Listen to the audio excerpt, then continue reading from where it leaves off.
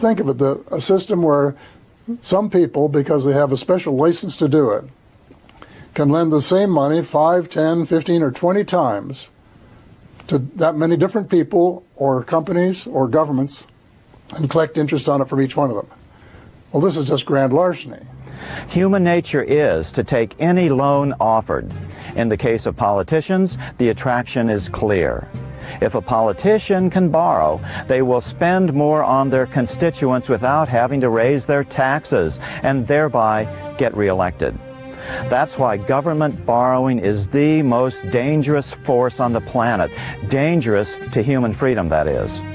What is the proper relationship, what should be the proper relationship between a chairman of the Fed and a president of the United States? Well, first of all, the Federal Reserve is an independent agency, and that means basically that there is no other agency of government which can overrule actions that we take.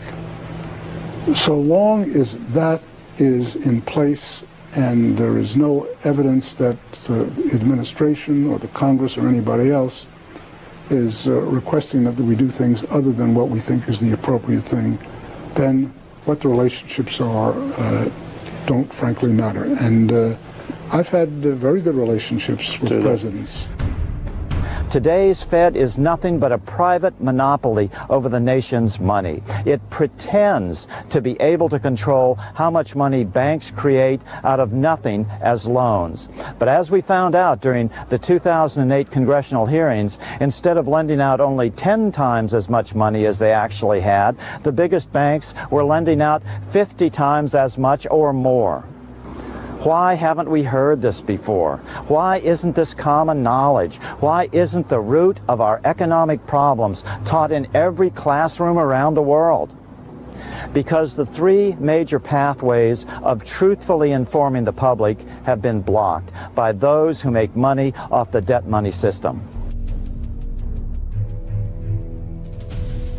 There is now no penalty for a politician selling his soul to bankers. The vast majority of President Obama's top campaign contributors were the biggest banks. The same goes for the Republican nominee in 2012, Mitt Romney. So we need a new crop of politicians who will tell us the truth about how money is created and in whose benefit. So when it comes to the national debt, you would not have had a national debt if we'd not given the power to create money to the banking sector. You need to take that power to create money back to a public body. So you don't give that power to politicians because they'll abuse it in the same way that the banks have done. Yesterday, a judge approved the settlement with SAC Capital, a $602 million fine for civil insider trading. One asks whether $602 million fine is likely to have much effect. Of course, that the owner and CEO of SEC Capital took home last year in compensation $1.4 billion personally. So I checked what Stephen A. Cohen, his political engagement this past year, and he gave $217,000 in campaign contributions. Now, this is a pittance from the point of view of his wealth, obviously, as a share of $1.4 billion paycheck. But $217,000 with our cheapskate politicians actually goes a long way to making sure that Mr. Cohen will be very well treated by his senators and by others who are giving ample protection. The financial markets are the #1 campaign contributors in the U.S. system now. We have a corrupt politics to the core, I'm afraid to say. The final point, of course, is separating the politicians from the crooks. But maybe that's so close together that they can't actually be separated. Maybe it's just the same community. What happens is that ultimately the one who creates money controls the political structure. So if you let the bank to create money for the nation, so over time you would find the bank will be ultimately controlling the resources and the political structure or power in the country. Seems strange that that community will stand for that when with a bit of political will, it could issue its own debt-free money supply. So how about the economics academic community in the United States? Surely professors of economics have their academic freedom, the continual search for the truth, protected by what's called tenure.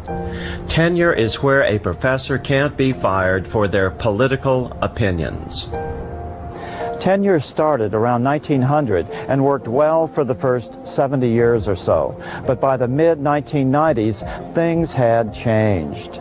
In order to hide the upcoming failings of the old debt money system, the Federal Reserve began a substantial program of consultants, visiting scholars, alumni, and staff economists that today so thoroughly dominates the field of economics that real criticism of the central bank and its debt money system has become a career liability, or when it comes to a reputable economics journal, an impossibility.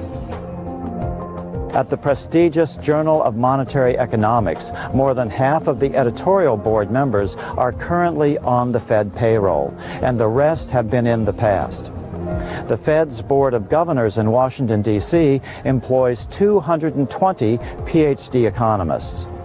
The 12 regional banks employ scores more. Roger Auerbach, a former investigator with the House Banking Committee, found out that there are only 1,000 to 1,500 monetary economists working in the U.S. today. In 2009, the last year figures were available, the Fed spent $433 million on experts researching monetary and economic policy. If that isn't bad enough, the Fed has all the pathways to all the major economics journals blocked as well. In a recent survey of the 7 top journals, 84 of the 190 editorial board members were affiliated with the Federal Reserve in one way or another. According to Joshua Rosner, a Wall Street analyst who correctly called the 2008 meltdown, "The Fed has a lock on the economics world. There is no room for other views. The only way you can actually get in a journal is by subscribing to the views of one of the journals." But it's not all about the money either. When you are an up-and-coming economist trying to gain tenure at a university, the prestige of being associated with the Fed in one way or another is an absolute necessity. According to Jane Darista, a Fed critic and an economist with the Political Economy Research Institute at the University of Massachusetts Amherst, it's very important, if you are on a tenure track and don't have tenure, to show that you are valued by the Federal Reserve. Academics that do research, warning of a banking crisis, get told, well, we may have to fire you because our funding was cut by 80% and professors' jobs aren't safe. You have to change your research or we can't have you anymore at the university. And that's quite shocking, isn't it? There is a reluctance or even a denial that there is a problem with the monetary system. And it's at the time it's only a few academic experts who are willing to concede that there might be some problem with the money system. So what is the media message? What is the media telling the public? The media tells the public that the problem is that the government is printing too much money. You hear it over and over every day on the news. But it's not. It would not be nearly so bad if that was really the problem. We aren't printing money. We are borrowing every dollar into existence. And worse, borrowing it at interest. So isn't the media supposed to be the keepers of the public interest, the fourth estate? Not anymore. Here's a story I was told a couple of years ago. When I released my last documentary, The Secret of Oz, at the end of 2009, I sent it to 2 friends of mine in the media. They worked at one of the big 3 U.S. networks. One was the president of the network, and the other, my oldest friend in the media business, was his executive producer. After viewing the film, they called me and said, "This is great." I was puzzled. I'd expected that they would dismiss it as some sort of economic conspiracy theory. But they told me that they had just been laid off with 100 other network executives because of J.P. Morgan. I asked what J.P. Morgan had to do with the network, and they said that the networks are so heavily in debt to Morgan that every time loans come due, J.P. Morgan efficiency experts make demands on what the network has to do to have its loans renewed. What would be the price for non-compliance? The network would be out of business in a single week. So it's just like the average American homeowner. They are all mortgaged to the max to banks. Anything the bank says, they have to do. Just as the Bible says in Proverbs.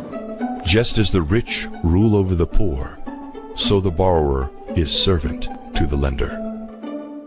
So do you really have to ask why the general public is confused? If our politicians can't tell us the truth, and the media can't dare to tell us the truth, then even the professors can't tell us the truth. What is the average person supposed to believe, and how can they ever discover the truth, much less sort it out from the conflicting diversions?